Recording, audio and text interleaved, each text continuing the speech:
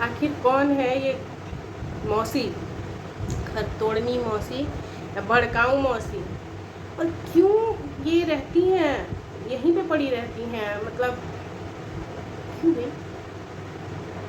मतलब जब से हम वीडियोस देख रहे हैं, जब से हम चीज़ें देख रहे हैं, तब से मौसी को हम साथ के साथ ही देख रहे हैं और हमेशा मौसी को यहीं देख रहे हैं। क्यों रहती हैं मौसी यहाँ? ये मेरा नहीं बल्कि पब्लिक का सवाल है कि क्यों रहती हैं मौसी यहाँ, और क्यों, कौन है ये मौसी, और यही मौसी ही तो कहीं अंशु का घर तोड़ने की कोशिश नहीं कर रही हैं?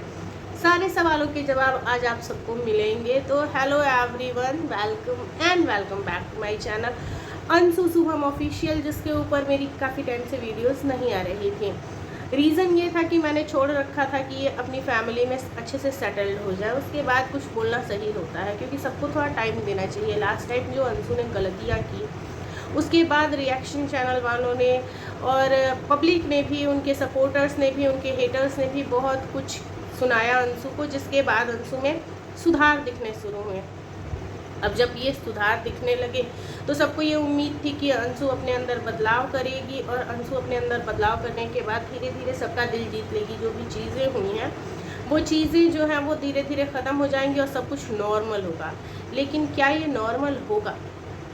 क्योंकि आज की वीडियो आप देखिए और कल की वीडियो आप अंशु की देखिए, जो लास्ट डे की है, जिसमें कि उनकी सासू माँ अपने मायके से वापस आई हैं, वो वीडियो आप देखिए। तो आज की वीडियो में भी और कल जो सासू माँ के वापस आने की वीडियो है, उन वीडियोस में कॉमन है कुछ चीज़ें जिस पे की बातें हो रही हैं, और यही चीज़ें, यही बातें जो है ना, ये आगे चल के अंशु की लाइफ के लिए बहुत सही नहीं होने वाली हैं। हो सकता है कि फिर से कुछ रोहा रोहट का कार्यक्रम चालू हो जाए।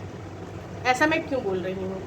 अभी मैं, आप जितने भी लोग यहाँ हैं ना, सब मेरी बात को बहुत ध्यान से सुनिएगा, और उसके बाद अगर मेरी बात सही लगती है तो चैनल को सब्सक्राइब और वीडियो को लाइक ज़रूर कीजिएगा।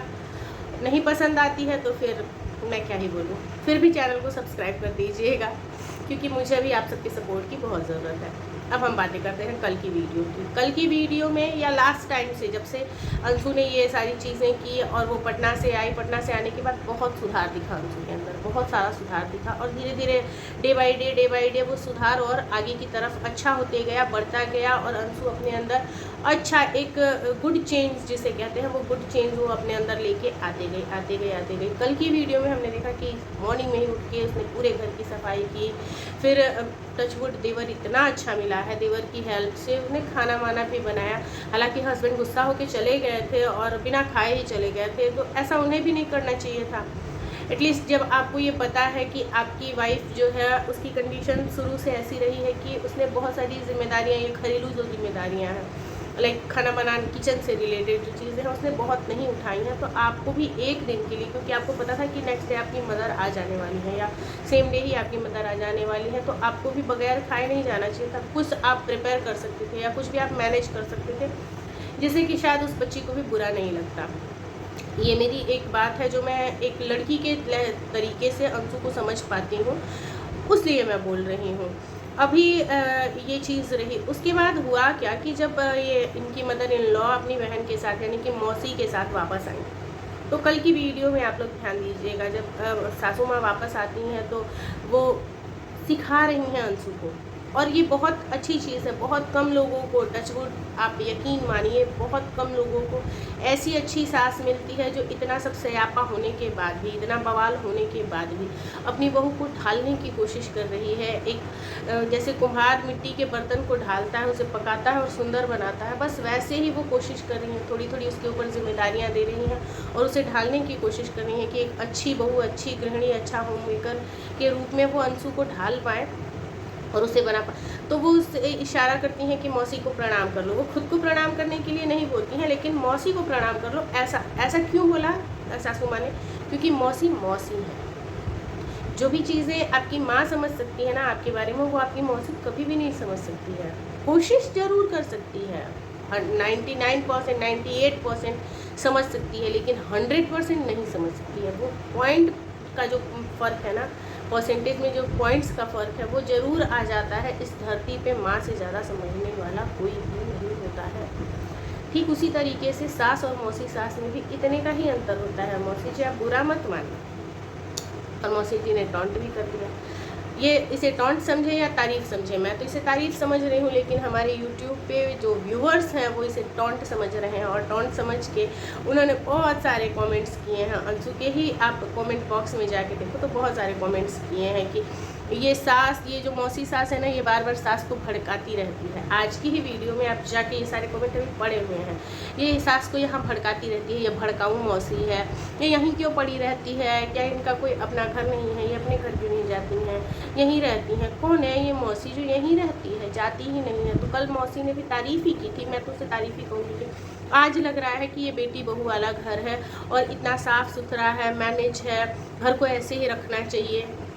उन्होंने जो भी बातें बोली तो बहुत अच्छी चीज़ थी। अंशु को भी इससे बहुत खुशी मिली होगी कि फाइनली जो भी मेहनत वो कर रही है उसको अप्रिशिएट किया जा रहा है और उसको तारीफ़ मिल रही है। फिर आज की वीडियो जो आई उसमें भी जब अंशु सारी चीज़ें लेके आई और वो ऐसे मतलब बोल रही थी कि मेरे बर्थडे पे ये नहीं, वो नहीं, क्या नहीं होगा, जो वो अपने बचपने में जो बातें बोलती है वो हम देखते हैं और पता है, इतने से पता चल जाता है कि सामने वाले का नेचर कैसा है। तो उसका नेचर ऐसा ही है कि वो बचपना उसके अंदर है और ये होना भी चाहिए। तभी तक इंसान अंदर से ज़िंदा है जब तक उसके अंदर एक बच्चा ज़िंदा है। तो अपने अंदर के बच्चे को कभी भी ख़त्म नहीं करना है, उसे हमेशा ज़िंदा रखना है। एटलीस्ट फैमिली में तो ज़िंदा रखना ही है, हाँ, साथ के साथ अपनी जिम्मेदारियों को लेके भी चलना है। तो जब अंशु सारी बातें कह रही थी तो मौसी जी कुछ चीज़ें उधर से बोल रही थी कि तुमको रोकता कौन है, अच्छा आज तक कभी किसी ने रोका है, ये वो। इन्हीं चीज़ों को लेके पब्लिक के कमेंट्स थे कि मौसी ही है जो आग लगा रही है, मौसी ही है जो सास को भड़काती है, मौसी ही है जिसकी वजह से अंशु और सास में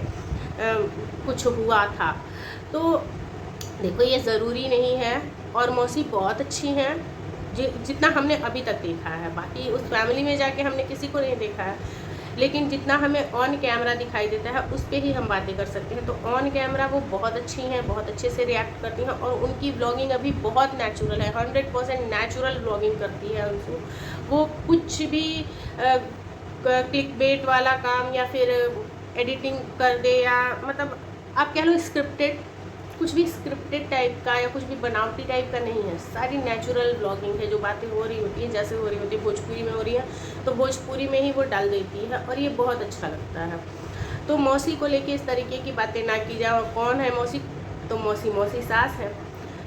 ये दोनों ही सगी बहनें हैं, जो सास हैं और मौसी हैं वो दोनों ही सगी बहनें हैं। अब रहा बात कि ये मौसी यहीं क्यों रहती है, तो मैं गारंटीड तो नहीं कह सकती, लेकिन हो सकता है कि मौसी की शादी यहीं पे हुई हो या मौसी कुछ ऐसा काम करती हो जो वो यहीं पास में ही उनका काम हो तो वो यहीं रह के करती हो। कुछ भी होने को कुछ भी हो सकता है, या उन्हें किसी भी तरीके से ये उनका निजी मामला है कि वो मौसी वहाँ क्यों रहती हैं। ये हमारा आपका किसी का भी मैटर नहीं है, ये उनका पर्सनल मैटर है। अगर उनकी उस घर में शादी हुई है तब तो ये उनका अपना खुद का ही घर है, लेकिन अगर वो किसी अदर रीज़न से भी यहाँ रहती हैं तो ये उनका पर्सनल मैटर है ना भाई, कि वो क्यों रहती हैं। इससे हमें आपको किसी को भी क्या मतलब है। तो प्लीज़ ऐसे कमेंट्स करके किसी के भी घर में आग लगाने की कोशिश या रिश्तों को भड़काने की, तोड़ने की कोशिश ना करें। भड़काऊ मौसी नहीं, भड़काऊ ऐसे कमेंट करने वाले लोग हैं जो किसी को खुश करने के लिए, ब्लॉगर्स को खुश करने के लिए उनके पर्सनल रिश्तों में ही ऐसे कमेंट करते हैं। उन्हें लगता है कि ब्लॉगर्स जो है वो खुश हो जाएगा ऐसे कमेंट पढ़ के कि हाँ मौसी भड़काऊ है, इससे अंशु खुश होगी।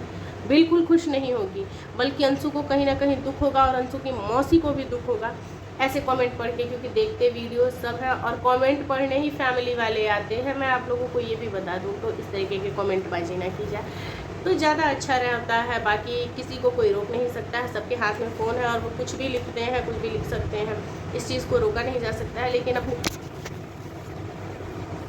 अपनी मनोस्थिति पे ध्यान दें। चलिए फ्रेंड्स, मिलते हैं हम नेक्स्ट वीडियो में। Till then take care, bye.